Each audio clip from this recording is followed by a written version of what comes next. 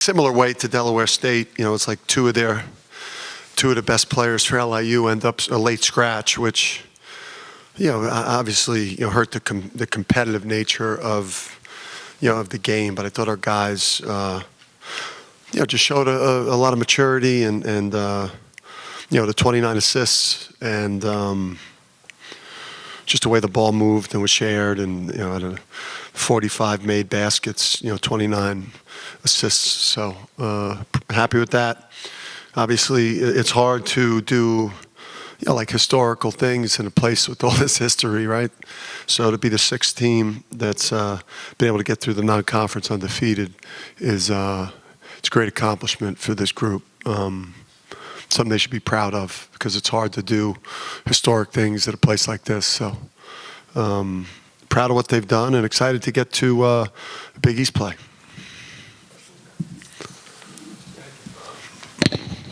It seems you've been able to really keep your focus this year in every game. What do you credit that to?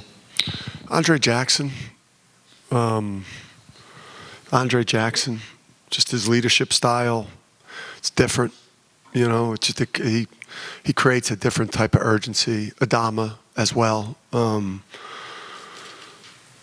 Those two men, their daily approach, their work ethic, these guys are, they set a tone in practice, because neither guy ever wants to be subbed out, and each guy is an absolute ruthless competitor, and that runs through your team.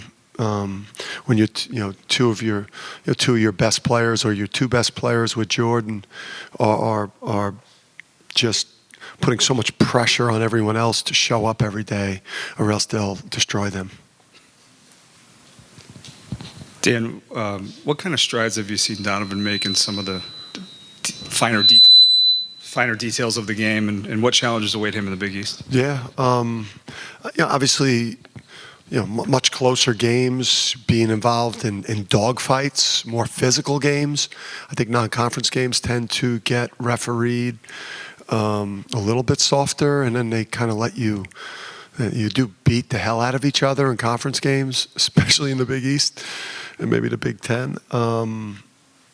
But when obviously getting in shape, getting in the type of shape that he got himself in, and then we've helped him get in. And just, when you play against Adama Sanogo every day since June, you're going to improve a lot, because he's playing against one of the best players in the country. Yeah, what's your take on the Big East from what you've seen so far this season? Some saying it's maybe a little bit down, but what's your take from what you've seen? I think overall it's better.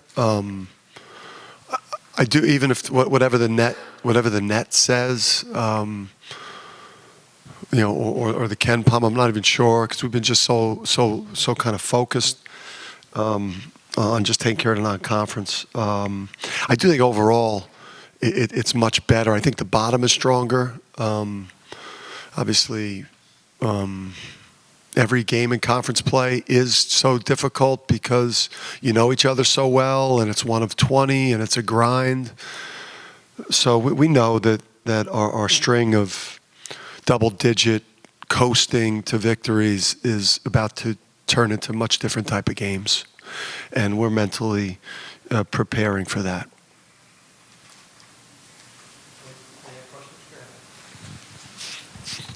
Coach, do you think you guys have played your best game yet, or is there better things to come from this group? No, I don't think we've played our best yet. I think obviously getting Sampson back and healthy, and because he's a very important piece. I think it was great to see Naheem.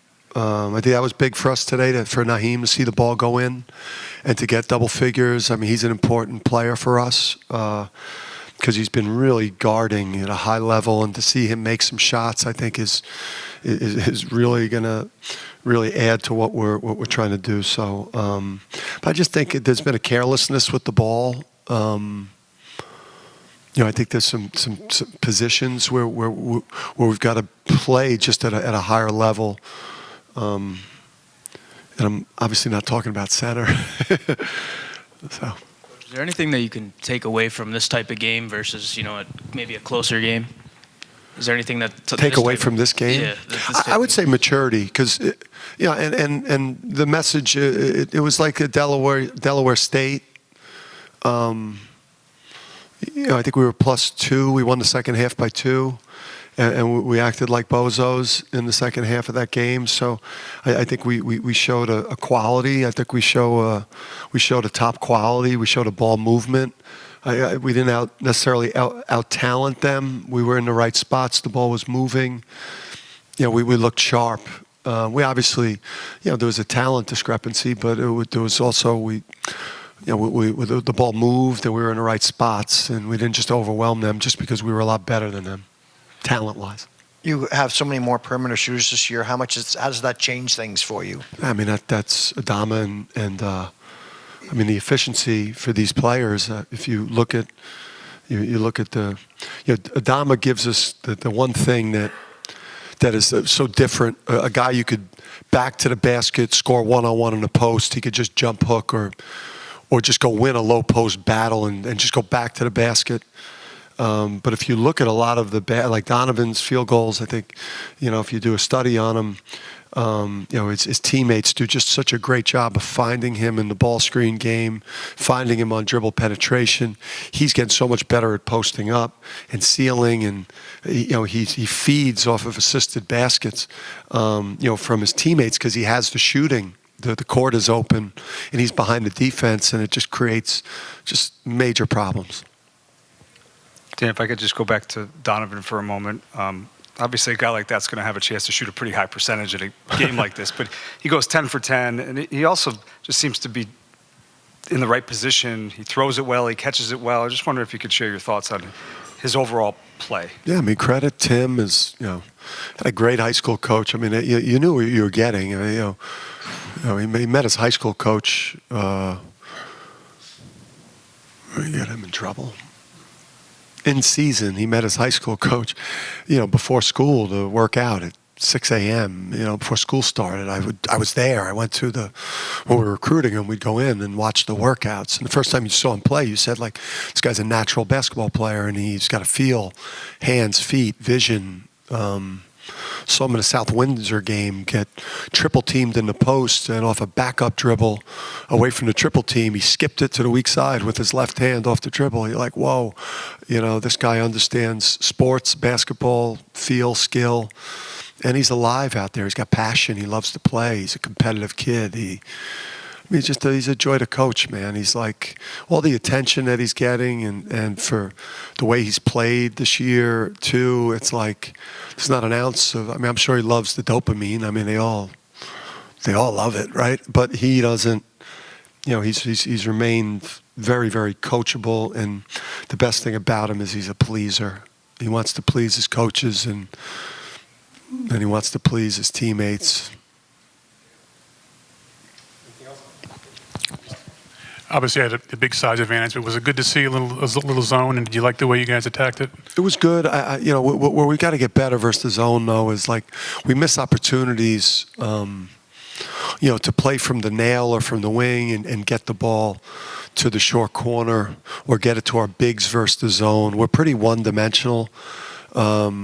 In terms of it being all three-point shooting. Now, the positive thing is we have a lot of shooting and we can get it to the free throw line and spray it to the line. But we also have to be able to score in the paint versus zone. We're pretty one-dimensional, and that's something that we've really got to work at because it was frustrating because there were opportunities there we just missed because we're so three-point reliant when the zone comes.